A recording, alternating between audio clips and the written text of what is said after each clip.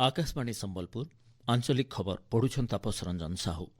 जुहार पहला मुख्य खबर।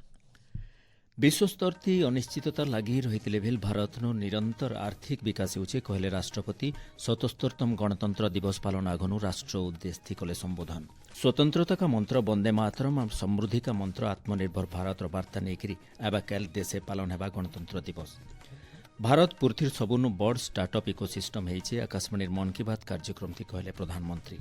आउ बेसामरिक सम्मान पद्म पुरस्कार हेला घोषणा। ओडिशानु 4 जन पाइबे पद्मश्री पुरस्कार। एथर पूरा खबर।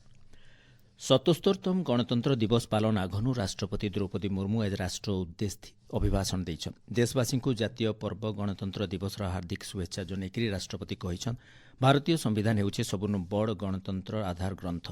एटा जातीयतार एकतार भावना सहित संवैधानिक व्यवस्था के गोटे बरकस भित्तिभूमि देउछि। विश्वस्तरती अनिश्चितता लगी रही बिल भारत अहरह आर्थिक विकास घटुचे।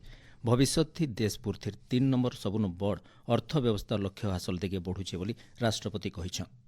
प्यारे देशवासियों, भारत विश्व की सबसे तेज गति से बढ़ने वाली बड़ी अर्थव्यवस्था है।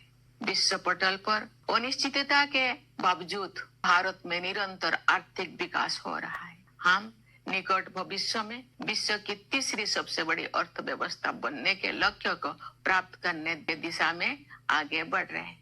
विश्व स्तरीय इंफ्रास्ट्रक्चर के निर्माण में निवेश करके हम अपने आर्थिक संरचना का उच्च स्तर पर पुनर्निर्माण कर रहे हैं।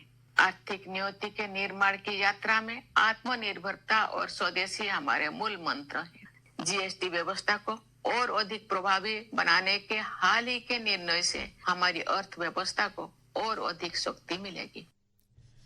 देशर विकास लगी महिला सशक्तिकरण और सेमानकर सक्रिय भागीदारी बहुत जरूरी है। स्वास्थ्य, शिक्षा, सुरक्षा, आर्थिक सशक्तिकरण के उन्नति करबार लगी हेउथिबर राष्ट्रीय चेष्टा बहुत क्षेत्र महिला मानकर भागीदारी के बढ़ाई बोली राष्ट्रपति कहिछन। विकसित भारत निर्माण थी नारी शक्तिर गुरुत्वपूर्ण भूमिका रहबा और आमर देश महिला पुरुष समानता आधारित समावेशी गणतंत्र उदाहरण बनबा। इ सामग्रिक विकास चिंताधारा अवहेलित वर्गंकर कल्याण और विकास लगी सरकार तरफ बहुत योजना कार्यकारी करा जाउछि बोली राष्ट्रपति तांकर अभिभाषण ते कहिछन। हमारी बहनें और बेटियां परंपरागत रूढ़ियों को तोड़कर आगे बढ़ रही है। महिलाएं देश के समग्र विकास में सक्रिय योगदान दे रही है। 10 करोड़ से अधिक सेल्फ हेल्प ग्रुप से जुड़े बहनें विकास की नई परिभाषा लिख रही है। महिलाएं खेत खलियानों से लेकर अंतरिक्ष तक, स्वरोजगार से लेकर सेनाओं तक अपनी प्रभावी पहचान बना रहे हैं। खेल कूद के क्षेत्र में हमारी बेटियों ने विश्व स्तर पर नए प्रतिमान स्थापित किए। ये उदाहरण खेल जगत में हमारी बेटियों के वर्चस्व का प्रमाण है। ऐसी बेटियों पर देशवासियों को गर्व है। राष्ट्र प्रथम मनोभाव नेकरी काम करी गणतंत्र के गौरवशाली करबार लगे राष्ट्रपति देशवासी को आह्वान देछन। 77तम गणतंत्र दिवस अवसर एबाकाल नूआदिल्ली कर्तव्य पथन गणतंत्र दिवस परेड सकाल 10:30 बजे मूल हेबा। इबछर गणतंत्र दिवस विषय वस्तु स्वतंत्रता का मंत्र वंदे मातरम और समृद्धि का मंत्र आत्मनिर्भर भारत रखा जाइछि। प्रधानमंत्री नरेंद्र मोदी जातीय युद्ध स्मारकी ठाने श्रद्धांजलि जनाबार उतरू गणतंत्र दिवस समारोह मूल हेबा। राष्ट्रपति द्रौपदी मुर्मू कर्तव्य पथन पहुंचवा उतरू तांकु मार्च पास्ट जरिए स्वागत संबर्धना दियाजिबा। इबछर परेड थी यूरोपीय परिषदर अध्यक्ष एंटोनियो कोस्ता आउ यूरोपीय कमिशन अध्यक्ष उर्सुला भोन डेर लियन मुख्य अतिथि भाव जोग देबे। भिन्न भिन्न राज्य और केन्द्र शासित अंचल केन्द्र सरकार को भिन्न भिन्न विभाग और मंत्रालय 30टा प्रज्ञापन मेढ़ परेड थी प्रदर्शित हेबा। राष्ट्रीय गीत वंदे मातरम 150 बछर पूर्तिर स्वतंत्र गान और भिन्न भिन्न क्षेत्र भारतर प्रगति बाबद दृश्य इ प्रज्ञापन मेढ़ मान के ठान पाएबा। मोर भारत मोर भोट भारतीय गणतंत्र केन्द्र थी नागरिक वार्ता नेकरी आज सारा देशे 16तम जातीय मतदाता दिवस पालन करा जाइछि। भारतर निर्वाचन आयोग तरफ नूआदिल्ली होइतिबार गोटे खास कार्यक्रम थी जोग देकरी राष्ट्रपति द्रौपदी मुर्मू कहिछन भोट जरिए नागरिक माने सेमानकर आकांक्षा के प्रकाश करसन। इ अवसर राष्ट्रपति नुआ करे पंजीकृत होइतिबार युवा भोटर मानकु भोटर फोटो परिचय पत्र प्रदान करिछन।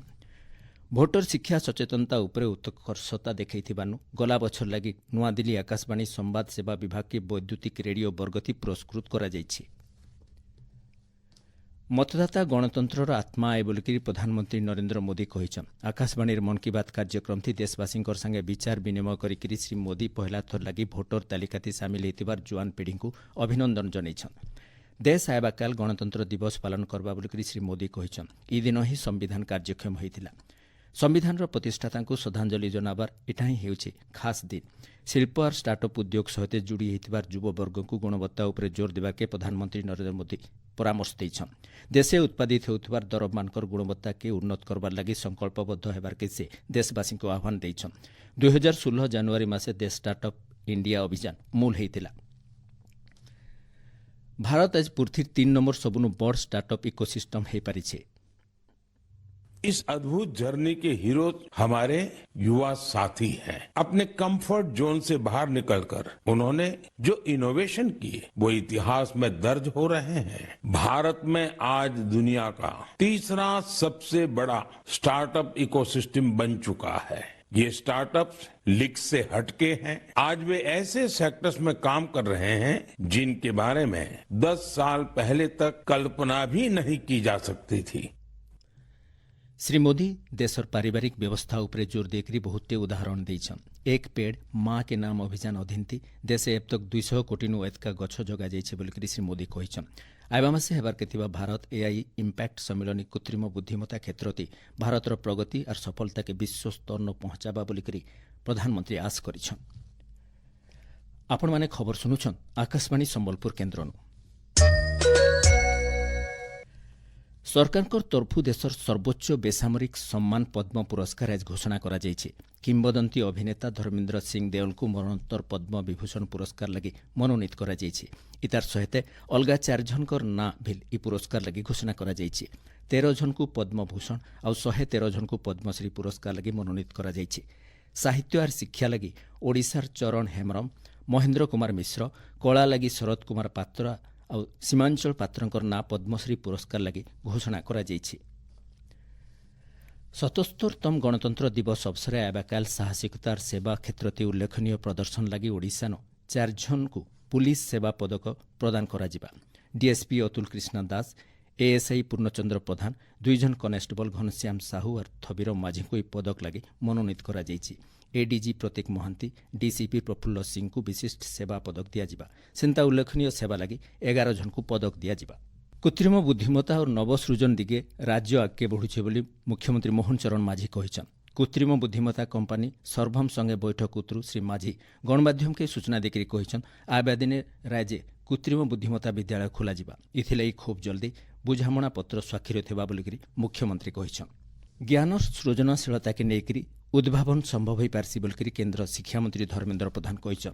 संबलपुर विश्वविद्यालय सूचना और प्रौद्योगिकी प्रतिष्ठान सूटनो राज्यर पहला कृत्रिम बुद्धिमत्ता आधारित सूचना और प्रजुक्ति विद्या केन्द्र उद्घाटन करिछन।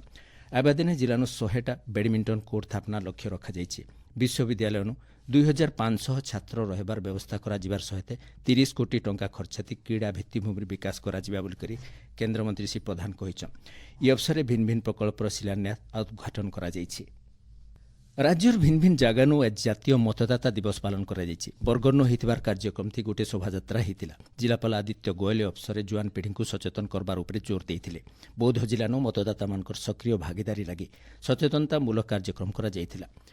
नुआपड़ा जिलापाल मधुसूदन दास नुआपड़ा उपनिर्वाचन सुपरिचालना लगी ई अवसर सम्मानित होइछन। देवगढ़ जिलानु होइतिबार सचेतनता रथ और शोभायात्रा कार्यक्रम थी बहुत छात्र छात्री जोग देइथिले। सुवर्णपुर जिलानु अवसर नुआ युवा भोटर को भोटर परिचय पत्र दिया जाइथिला। ओडिशार नाकरा कंठशिल्पी और संगीत निर्देशक अभिजीत मजुमदार आज 54 बछर बयसे परलोक हो जाइछे। देह खराब थिबानु बहुत दिन धरिकरी से भुवनेश्वर एम्स चिकित्सित हेउथिले। बौद्ध जिला तिलेश्वर ठाणे चलिथिबार फुटबल मैच थी आज सुंदरगढ़ दल 3-0 गोल थी सोनपुर के हरैकरी पहला सेमिफाइनाल के जाइछे। आबा काल आफ्रिका 11 और सुंदरगढ़ दल भितरे पहला सेमिफाइनाल मैच खेला जिबा। सुवर्णपुर शहर गांधी पड़िया ठाणे चलिथिबार 37 नंबर सर्वभारतीय Lalmani cricket cup 2026 2 number semifinal match थी आज एमएमसीसी संबलपुर दल नवजीवन क्रिकेट क्लब सुंदरगढ़ के 64 रन थी हरैकरी फाइनाल के जाइछे। आबा काल फाइनाल मैच बापूजी क्रिकेट क्लब भुवनेश्वर और एमएमसीसी संबलपुर भितरे खेला जिबा। शेषे मुख्य खबर फेर गाए। विश्वस्तर अनिश्चितता लगी रही भी भारत निरंतर आर्थिक विकास होउछि कहले राष्ट्रपति। 77तम गणतंत्र दिवस पालन आगनु राष्ट्र उद्देश्य कले संबोधन। स्वतंत्रता का मंत्र वंदे मातरम और समृद्धि का मंत्र आत्मनिर्भर भारत वार्ता नेकरी आबाकाल देशे पालन हेबा गणतंत्र दिवस। भारत पृथ्वीर सबुनु बड़ स्टार्टअप इकोसिस्टम होइछि। आकाशवाणी मन की बात कार्यक्रम थी कहले प्रधानमंत्री। और बेसामरिक सम्मान पद्म पुरस्कार है घोषणा। ओडिशानु 4 जन पाइबे पद्मश्री पुरस्कार। आज आंचलिक खबर इन शेष जुहार।